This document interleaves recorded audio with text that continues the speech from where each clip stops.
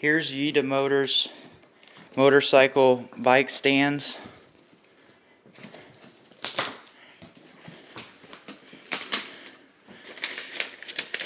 Comes with instructions.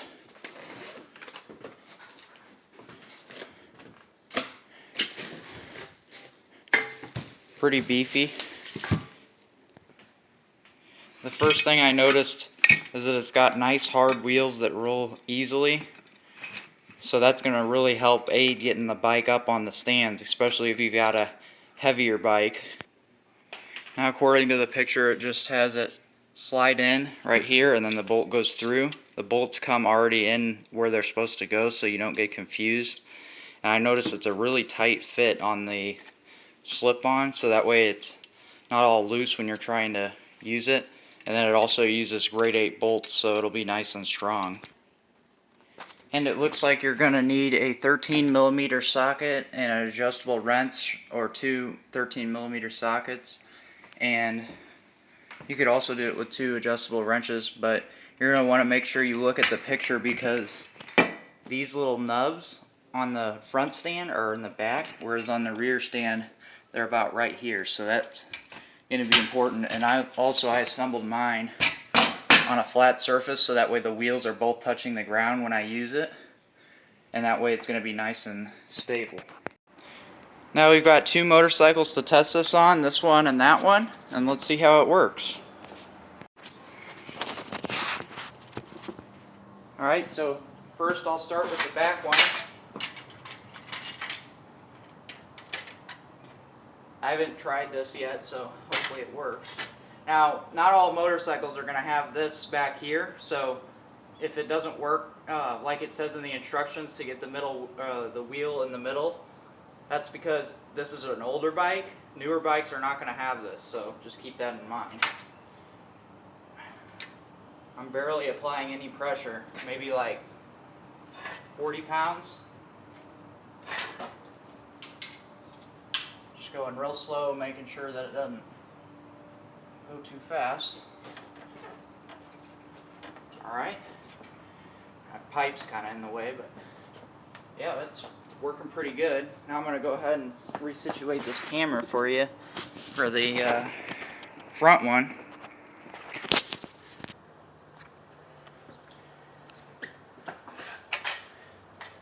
I'm not really sure how this is supposed to work for the front one, so I'm just going to go ahead and try it out and see what happens. I've never used one of these before, so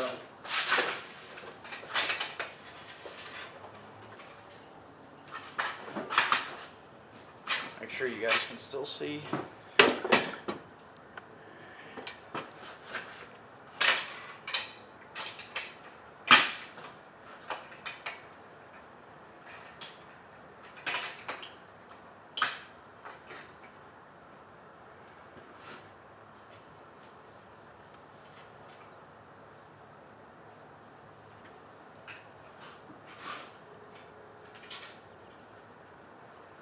Uh-oh. License plates on the ground.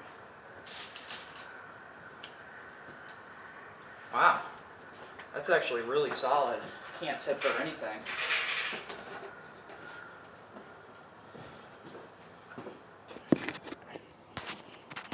So, there's that. It's all up on there, and I have plenty of ground clearance now to change my oil pan gasket. And if I wanted to do an oil change, I could fit the oil pan tray under there. And this ain't going nowhere. I mean, it's solid. So, next test, heavier bike with wider rear end and special high-ploid gearbox. So, I'm not expecting it to work on this one, because not many bikes that you're going to be doing work on are going to have that type of gearbox. So I'm going to go ahead and get it down off of this stand. Just careful, make sure you don't go too fast.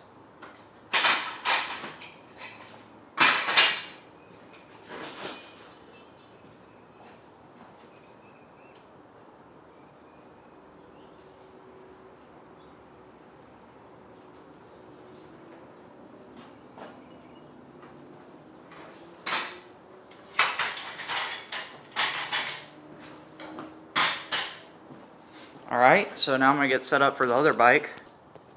Alright, so now I'm going to try this bike, and this bike weighs a lot. This bike weighs like 650 pounds, and it looks like the stand isn't going to go perfectly on the arm because it has an aftermarket exhaust.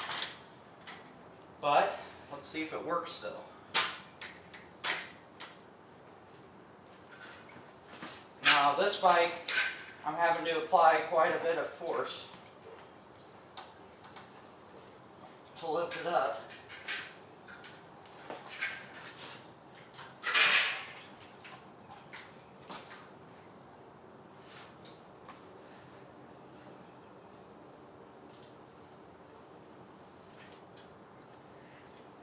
And there we go. I didn't think that was going to work, guys, but it did. It's up on there. Now, the question is, will the front stand work? Set you up so you can see.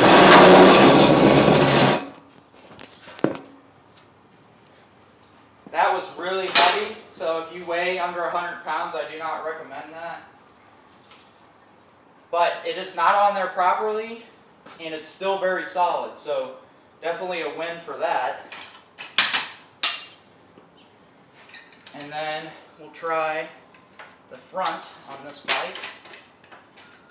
Like I said, guys, I was not expecting that to work on this, so that's pretty cool that it is somewhat universal.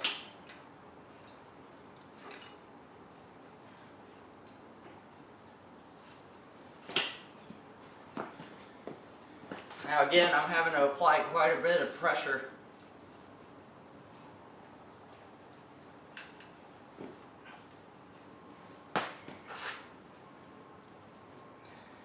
And there we go.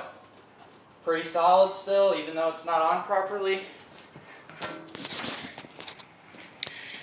There's no bending on the front stand.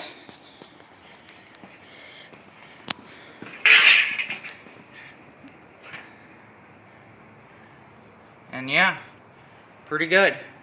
Looks like I needed to tighten those bolts a little bit more, so that's a reminder for you guys. It looks like that one's going over a little bit. But yeah, other than that, nice and solid and ready to be worked on.